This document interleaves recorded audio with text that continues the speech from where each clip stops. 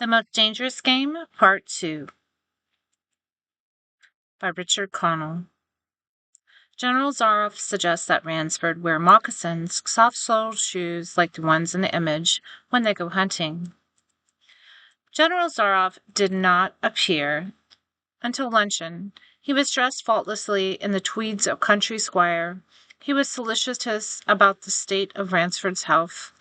"As for me," sighed the general, "I do not feel so well. I am worried, Mr. Ransford. Last night I detected traces of my old complaint." To Ransford's questioning glance, the general said, "Ennui, boredom." Then, taking a second helping of crepe Suzette, the general explained, "The hunting was not good last night. The fellow lost his head. He made a straight trail that offered no problems at all.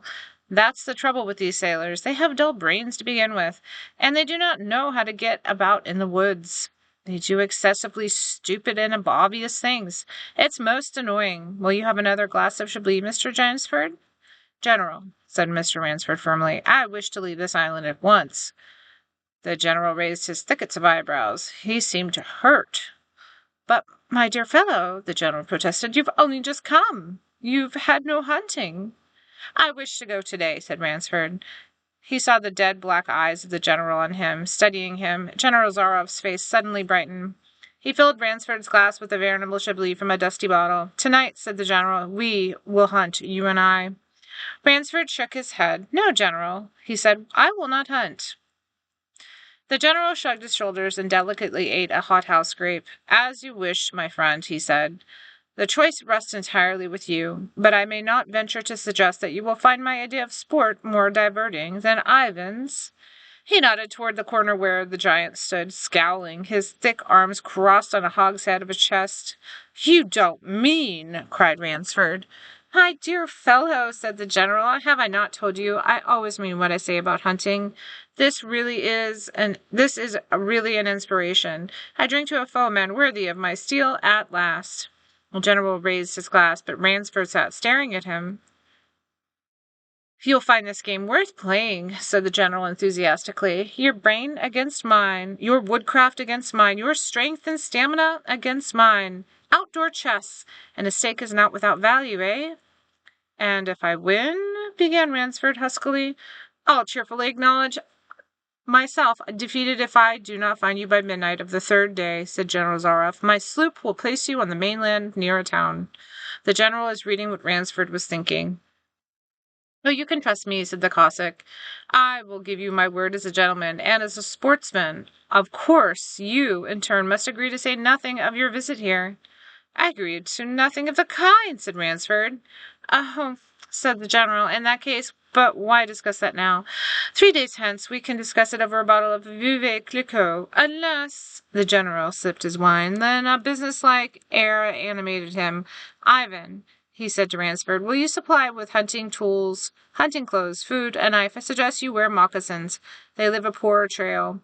I suggest, too, that you avoid the big swamp in the southeast corner of the island. We'll call it Death Swamp.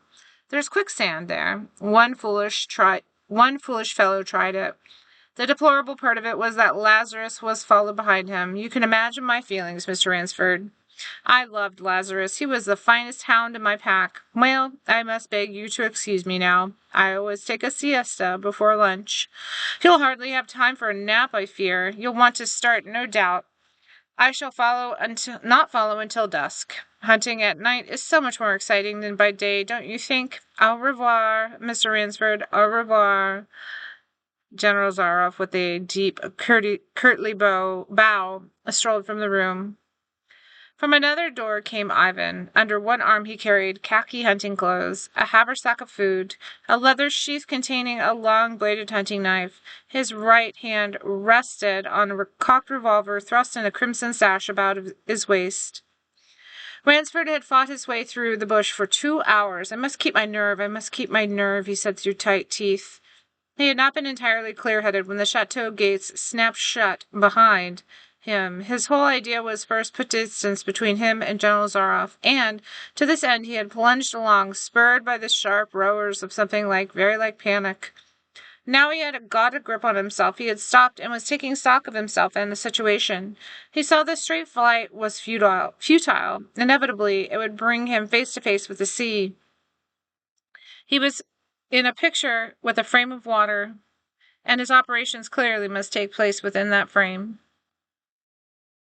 I'll give him a trail to follow, muttered Ransford, and he struck off from the rude path he had been following into the reckless wilderness. He executed a series of intricate loops. He doubled on his trail again and again, recalling the lore of the fox hunt and all the drudges of the fox. Night found him in a leg weary, with hands and face lashed by the branches on a thickly wooded ridge. He knew it would be insane to blunder on through the dark, even if he had the strength. The need for rest was imperative, and he thought, I have played the fox, now I must play the cat of the fable. A big tree with a thick trunk and outspread branches was nearby, and taking care to leave not the slightest mark, he climbed on into the crotch and stretching out on one of the broad limbs. After a fashion, he rested. Rest brought new confidence and almost a feeling of security. Even so, a zealous hunter as General Zaroff could not trace him here. He told himself, only the devil himself could follow that complicated trail through the jungle after dark. But perhaps the general was a devil. An apprehensive night crawled slowly by like a wounded snake, and sleep did not visit Rainsford.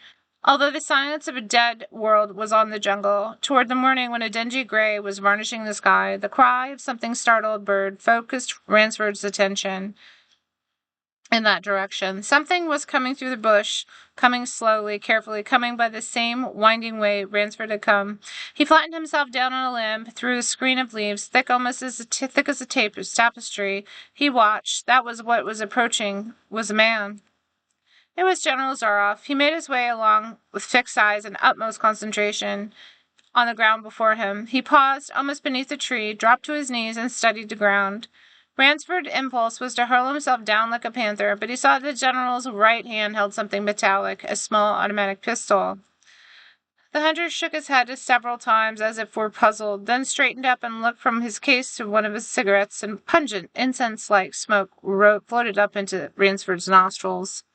Ransford held his breath. The general's eyes had left the ground and were traveling inch by inch up the tree. Ransford froze there, every muscle tense for a spring, but the sharp eyes of the hunter stopped before they reached the limb where Ransford lay. A smile spread over his brown face. Very deliberately he blew smoke rings into the air, then he turned his back on the tree and walked carelessly back along the trail he had come. The swish of the underbrush was against his hunting boots, growing fainter and fainter.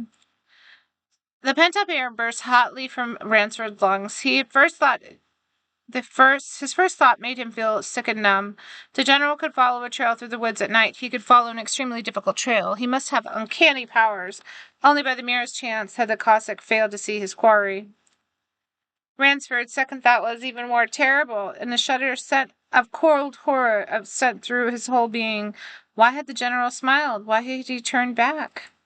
Ransford did not want to believe what his reason was told him was true, but the truth was as evident as the sun that had now pushed through the morning mist. The general was playing with him. The general was saving him for another day's sport. The Cossack was a cat. He was the mouse. Then it was Ransford knew the full meaning of the terror. I will not lose my nerve. I will not. He slid down from the trunk of the tree and slid off again into the woods.